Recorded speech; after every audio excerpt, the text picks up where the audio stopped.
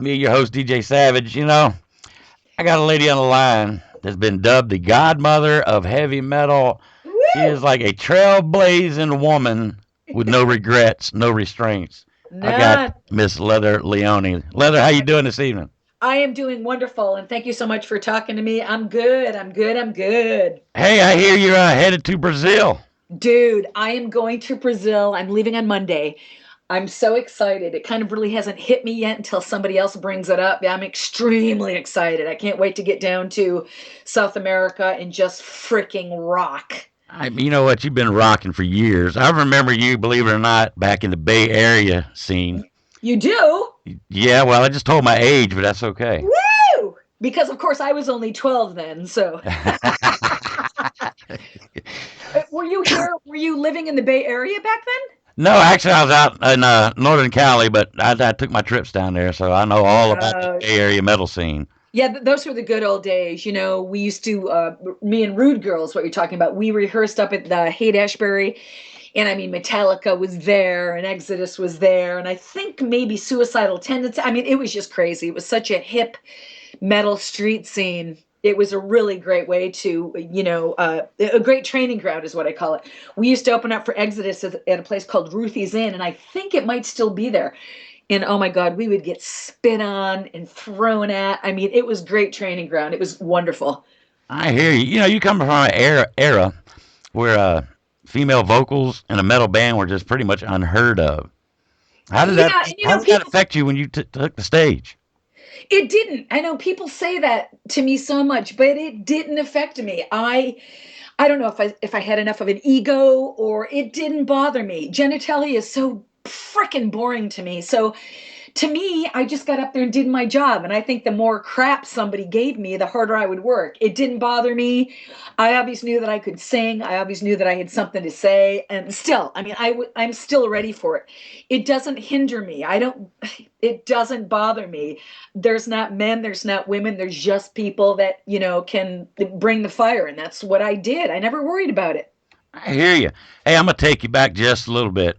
See how Okay. good your memory is. It's probably a hell of a Okay. lot better than mine. But what was your first paying gig? My first paying gig. I think it was in the Mabuhay. There used to be the Mabuhay on Broadway across from the Stone. And I think we each got there were four of us, and I think we got door money. We each made like $27. So we're talking about 1983. And I was like, woo! Yeah. But Yeah, I mean, back oh then, shit, that's back like pay to then, play. but it wasn't like that. You know that back in those days, they would give you the door or they would give you the bar. I mean, it was no big. You would make a couple $100 a night once in a while. It was just a different time. It was great, but I think that was it. I think we each got $27. Hey, you know what? I hate to say it, California's great, but that pay to play industry started in Oh, California. did it start here? Yeah, it's horrible. I've It's been killed gone so so long. many bands, it is pitiful. Yeah, and I've been gone so long, I didn't realize how bad it was. I mean, Veronica was saying, "Oh, Leather, it's so tough out there. It's unbelievable. It's really tough." Yeah. I know that's true. Hey, when you're all time, I hear you have some things going on with pit bull rescue. Oh God, yeah, yeah. When I stopped doing music, I was introduced to my first pit. God, his name was Bo. I want to say 1991. I fell in love with the breed, and of course, they're the underdog. And I live in California, in the part of Northern California where, unfortunately, like a lot of the country, it's really rampant. Dog fighting and it's just everywhere. So I would rescue them, and I really, really got into it. Again, I love the breed. I love the big heads. I love the tenacity. I mean, if there was going to be a metal singing dog, that would be it, right? Yes, it's true. Hey, I Yeah, know back in the day when you were starting off, you got the name Leather Leone. yeah. A lot of people might not know it, but you really didn't even like leather. I still don't. I still don't. It's a really boring story.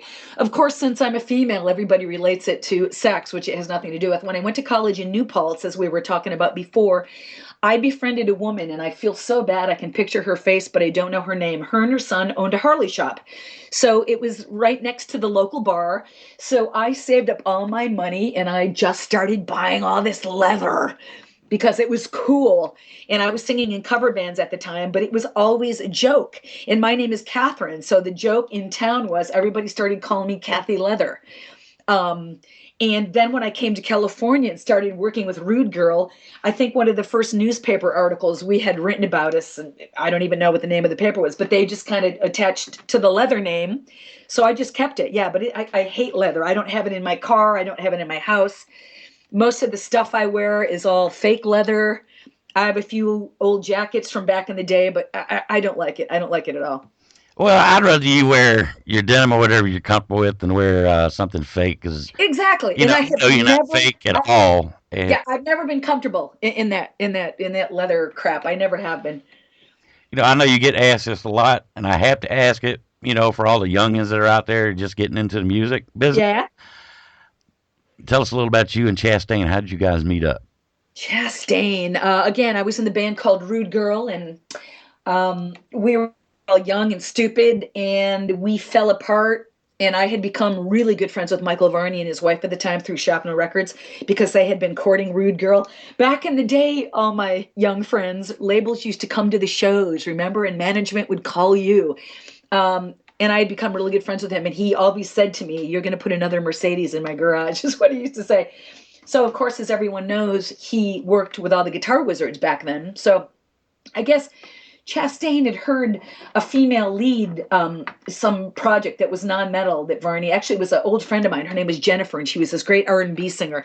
And he had heard that, and I guess he kind of mentioned to Varney that he would like to, have a female lead. Which, wow, back in those days. So he, back then, again, it was cassettes. He sent me the a rough version of Winds of Chains, Mystery of Illusion. I'm sorry, Winds of Change, Mystery of Illusion, and Black Knight. I went into somebody's bedroom with the 4 tracks. I Mm. laid down the demos, and that was it. And he started flying me back and forth to Cincinnati at the time.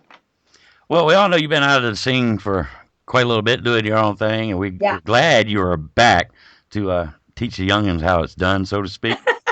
How was it when you Chastain hooked back up with you? Was it like you never left, or did you have to do a little bit of Exactly. adjusting? No, no, no, no, no, no. It was no different. We are two we're polar opposites. He's really neat and almost kind of a germaphobe and very organized, and I'm like loud and crazy and messy. So it was wonderful. I think the only difference was that now I'm a little more comfortable in my skin. I'm more of a songwriter now. I have more of a say. Back then I was just like, okay, okay, okay. But no, it was like going home, or like I said, like putting on an old glove. It was great. We laughed. I yelled. Um, I am not good in the studio. I don't like being in the studio. It's really confining, and I just go crazy in the studio in a booth. So and he can work with me. He'll just let me go through my little tantrums, and we work really, really well together. And as you can imagine, in his southern drawl, he just goes again, again, again. And I know he had to look at you and say, You want to get this thing done, or what?" Right, right, right, right, right. And he is such a schooled perfectionist as a musician, and I do everything by ear. So, but we work really well together. I laugh just thinking about it. But if you talk to him, he might have a different different theory Yeah, well, I on know a it. lot of the rising musicians back in the day, they didn't have formal training. But Right. so after you left the scene, so to speak, you did Uh-huh. go and graduate from school for musicians. Yes. So it's not like you don't know how to do the production side, you just choose not to. Yeah, and again, I really, I'm not that organized of a person. I obviously I'm like a puppy. I have a 10-second attention span. I really cannot work any longer in the studio than like 3 hours, and then I'm just done. I'm really a baby about it, but I shouldn't say that because I think every artist has their limits and has the best way that they work. And Chastain is, he's always just really let me be and allowed me to get to it in my own time. But he certainly has a level that he knows that I can do, and he expects it of me. And if we need to stop and just resume the next day to get to that level, we'll do it. So he works my ass off, but the end product is usually pretty cool. So I'm okay. I hear you. Well, like I said, after you've been gone for a while, it's like everybody's, what the hell ever happened to Leather Leone? Then all of a sudden, out of the blue, here comes Sledge Leather on the Yeah. internet, and I swear to God, you could have heard a clap from hell all across the internet. You hear it, and it's like, holy Well, shit, you again, clap. I think everybody has a, unfortunately, as I used to, people have a different vision of the music business. It's really different now. Just because back in the day you were touring and making records, it doesn't mean that anything was financially feasible for anyone. So, and I feel like I'm always repeating myself in these interviews, but after Chastain, there was not a lot going on for me. I mean, people would see me and we would hold meetings because of the cult following I had. But, dude, in the early 90s, nobody was interested in, what I was doing. They wanted me to do things a little differently. I was actually doing demos for Vixen at one time. I was never poppy enough or sexy enough, but then I didn't really do Cookie Monster that was coming out. So it was a really frustrating time. And again, I am still of the same being. If I can't do what I meant to do, I'll step away. I'm not a sellout or, I just do what I do. It's not that really that big of a deal. I hear you, and I know you get tired of answering some of these same questions, but it's one of the things that we have to do. And I even hate asking the same mundane shit you get asked all the time. But I don't this is mind. why I'm glad you have everyone the wants to legion of hear the fans answers. you have, because you don't change. You're not going to conform to what they want you to be. You're going to be you. Yeah, and I think also as I talk to you about it, I don't really think that I could do anything else. I'm having a flashback to when I was hanging out in LA with Sledge and a bunch of her friends one time, and I know that they knew Jane's Addiction, and they always hung out with them, and that was that type of music. And I was in the studio with one of the guitar player friends, and we were just kind of jamming to Beatles. I was singing some Beatles, and this guy looked at me and he said, it's a really good thing that you sing metal because you really can't do anything else. So, I remember Brian, what's the guy's name? I'm sorry, the AC/DC singing. He was saying the same thing one time. He goes, "What am I going to do? Start singing pop ballads?" I mean, I just do what I do, and I will not compromise in any way, shape, or form. Well, anymore, it seems like some of the older musicians from the 70s, 80s, if they can't get out there and perform on par, so to speak, it seems the big thing now is, oh, let me do a damn TV show. Yeah. But Arnold, you have to look about it this way. If my phone rang and someone said, "Hey, Liv, I'll give you, 60 grand. Can I follow you around for a month?"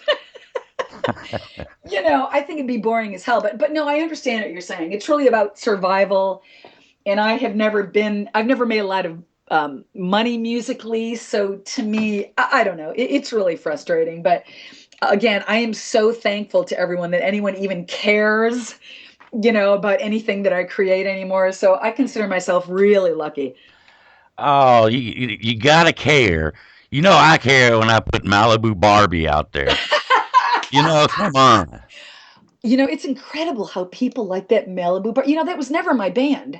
That was Sandy's band. And they had some, and I'm sorry, I do not know the guy's name, but there was a guy singer, and I happened to be in town. I don't even remember what tour it was. And Sledge just called me up and said, "Can you just come down and just lay down these two tracks?" And I said, "I've got like 2 hours." So she picked me up, and I went down there. And I mean, I didn't know the melodies, I didn't know anything. She was basically humming the melody either in my ear or in the back room, and I was singing it, and people love that stuff. Well, that's a testament to you yourself. 2 hours, and come on, you come up with really Yeah. great tracks like that. Yeah, I mean, Lords they of were the Night, and they were pretty ahead of their time. Again, talking about the girl thing. I mean, those girls were just raunchy, man. they talk about the girl thing, female fronted band, this, that, and the other. I'm with you. If you rock, you rock. It doesn't matter what Yeah. gender is. But at the same token, ladies like yourself, you paved the way for a lot of women to get up on stage. That's so weird to hear somebody say that. But again, you make me think. And back in the day, there was no social media, so of course now I've had the pleasure to meet all these people. So it was me, it was Doro, it was Anne Boyleen from Hellion, it was Debbie from Sentinel Beast, Betsy from Bitch, Don Crosby, who unfortunately is gone now. So you're right. I guess there were just a handful of us. So back, that's how people look at it. But so I guess it's pretty cool. I don't really think much about it. when I was on the road at Chastain, there were women everywhere. But, why a certain select few of us got pushed to the forefront, I don't know, man, but it's a privilege. I mean, it's a privilege, but I don't sit around and think about it by any means. Well, it's not being a privilege. Is music speaks to people in different ways. They latch on to you because they love your style. That's right. They love the Yeah, stories. They love everything. I don't care how marketable you think you are. right. Uh, it, if you can't put your being into the song, you're not worth a shit. I'm not going to buy nothing from you. Right, right, right, right. And yeah. I mean, we were just. I think we still are. There's some. I mean, you're just meant to do it. I mean, you just go out there and you lose yourself and go crazy. And I guess certain people certainly relate to that, like Dio did for me. The first time I met him and saw him, it was over. Yeah, so I understand. Yeah, because a lot of people don't know who you are, and I spun Yes, they do not. some of your tunes on there on the show, and these guys like, holy hell, who is that? I'm like, young, you're too young to know, but let me tell you about this woman, and I'll tell them, and they, that the track, the guy upstairs who lied. Yeah, a good There's track. Yeah. it's awesome because of the story that's behind that tune. Right, right, right. You got to tell everybody about the story. Well, a lot of people think, oh my God, it's about Jesus or whatever. Literally, where I live, they were doing construction upstairs, and Sledge and Matt were here, and we were writing 2 summers ago, and they were making all this freaking noise.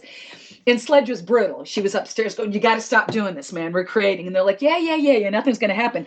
So I went out and I came back, and there was a freaking noise. And we were so pissed off. And one of us said, "I can't believe that motherfucker lied." And it just started from there. Matt started playing the riff. I mean, it was really, it You was should about, have just went up the stairs, kicked his ass, called him a sissy, and yeah, went back to yeah. writing music. And now, I actually, I have told him about this song, but I have to play it for him. But yeah, it was all about, we were upset about the noise. It's that simple. They were upstairs pounding like crazy. Well, Chastain, Surrender to No One. All in all, I have to say there's not a bad tune on that whole album. Thank you, sir. I'm kind of the underdog. You know how people are. They pick out one, maybe Right. three songs on an album they like. Yeah. I go for the underdog songs, the one that doesn't get the damn airplay or nobody Yeah. hears of. They hear it and it's like, that's awesome. What album's that on? Right. You tell them and they're like, holy shit, I didn't even know it was on that album. Well, you're a dick because you didn't listen to the whole album. But. Well, again, people don't have a large attention span. I mean, it's a sign of the times. And as an artist, I can't really listen to it. I make it, and then I can't. Ugh, I mean, I just want to redo everything. And I kind of had a joke with Chastain all the time. We would complete a song, and I'd walk into the by the board with him, and I'd go, "This is the one. This is the one." So every week, my favorite would change, but it's really hard for me to listen to it. I just really want to redo most of it. I know it. A lot of artists that way. They don't listen to Yeah, of their own course. music at all. Yeah, yeah, yeah, yeah. Hey, you did some work with Veronica Freeman, My babe, my steroids on girl. rock musician herself, Yeah. and Nina from a sound. Nina, yes, I met Nina for the first time. Nina's a ball buster. Nina's great. I had a really good time. And I've been blessed enough to be in the studio with Veronica, which is what she's actually so slammed this week, really trying to get a handle on the solo thing that's coming out for her next year that I'm on. So I adore her. I love her. I had a great time doing shows with her. I really just want to, push this more. I just want to work with the woman again. We had so much fun on the road. We were just crazed. It was great. It was great. She's like yourself. You're so laid back. She's a great person to interview. I really strive not to do a scripted interview because I know it's Right, right, beneficial right. to you on your end. Yeah. You know, I like to conduct interviews like you're a fly on the wall. Like, what in the fuck are those two people talking about? Let me fly over there and see. And that way you can relay it to everybody else. Oh yeah, yeah. I think people would rather hear us just shooting the shit. But I love Veronica. She's my girl. Yeah. Yeah, but that's how I love to do it. Scripted interviews are boring. Who's the hell's going to sit there for 30 minutes and listen to blah, blah, blah? Yeah. That. Not the. You got to have a little personality behind it, and it's all about you. It's not about me at all. Right, well, okay. A lot of interviewers forget it. It's all about me and my station. So what do you think is your top three? Surrender to No One. What's your top three? Surrender to No One. I'd have to say, Rise Up is one of them. Save Me Tonight and Bleed Through Me. Ah, Good going. The bleed through me. Yeah, yeah, yeah. That one hasn't really. A lot of people haven't gotten into that one, and that was, as I always say, when I get to create music, I always do something for Ronnie, and that's something I vocally and melody wise really wrote for him, thinking about him. Mm. But again, you're making me think when I was in the studio doing that with Chastain, he was going, what key is that in? Don't worry about it. Figure it out. As we were saying, he's from Georgia, so he calls me Miss Lather, and you'd hear the button click. Miss Lather, what key is that in? So I do. That's one of my favorites. But it's all. Have you heard the different version of "Surrender to No One" and Uncut? I have not. Oh, you got to hear it. It's so different, and that's actually my favorite. It's a better version than I think that's on the original "Surrender to No One." That I have not. Is it out there for me to get? Surrender Uncut, basically, I know that it's out there, but I know that's really how they released that in Brazil. But yeah, it's out there. Just go to Amazon or go to chastainmetal.com. It's on there. It's the same cover, but it's all blue and it says Uncut. Mm-hmm. Call of the Wild is really different. Surrender to No One's really different. It's more like the basic structures of the songs. There's a lot more guitar. A lot more of me bellowing, as David would say. Yeah, it's really different from the version that we ended up putting out. Yeah, well, I know a lot of people I've talked to, like in our chat rooms, etc. They listen to it like I Am Sin. They think, oh, Jesus, here comes the bad day trip to Catholic school again. Oh, of course. Well, of course. I'm a recovered Catholic. Yeah, that's exactly what it is. I don't know if you've seen the video that we did to go along with it, but oh yeah. It's just such a great source of writing material. Yeah, it's Catholic school gone bad for sure. Oh, that's a bad trip for a lot of people, Especially for a woman. As a Catholic Italian woman in upstate New York, oh, dude. Oh, Jesus, you have a Guido bishop or something? It did some damage, let me tell you. But I figured it out at an early. Well, hey, I'm not going to keep you because I know you're a busy lady. Mm-hmm. For the newbies out there, tell us, and the newbies, how can we get a hold of you? How can we get a hold of Surrender to No One? You can find everything about me, leatherleone.com. Come to my Facebook, talk to me, see what's going on. I'm trying to, after these Brazil shows, I'm trying to get a lot of shows wherever I can. Chastain not able to travel right now, so I'm going to kind of take the horns and run with it. Chastainmetal.com for everything Chastain, all the records, all the fun stuff that you buy. And like I said, just stay tuned to my Facebook. You can get everything there. Yeah. I don't think Chastain really wants to get out of the house. He's like most country boys. He's got everything he needs right there. I did not want to say that, but yeah. Oh, well, I'm country, so I know where he's coming from. It's like, I got everything I need right here. Why the hell do I need to go somewhere else?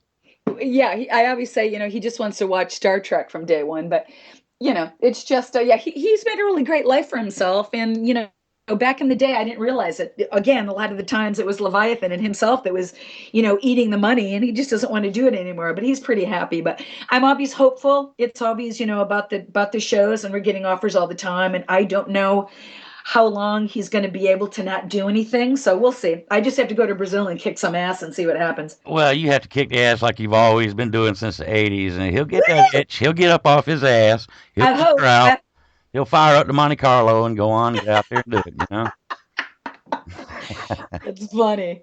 Yeah, he might still have his stealth. I don't know what he has anymore. I hear you. Any final words for our listeners out there? Yeah, love you guys. Thanks for all the belief and support and waiting for me to put out new music. For all of you that do not know me, Leather Leone, please check out the record, Surrender to No One. It kind of goes back to the classic metal days, but there's some great melodies there, and I want you to come join me, leatherleone.com. Metal up, guys. All right, we're going to keep continuing on with Bleed Through Me right here at Metal World Radio. Woo! Thanks, Arnold.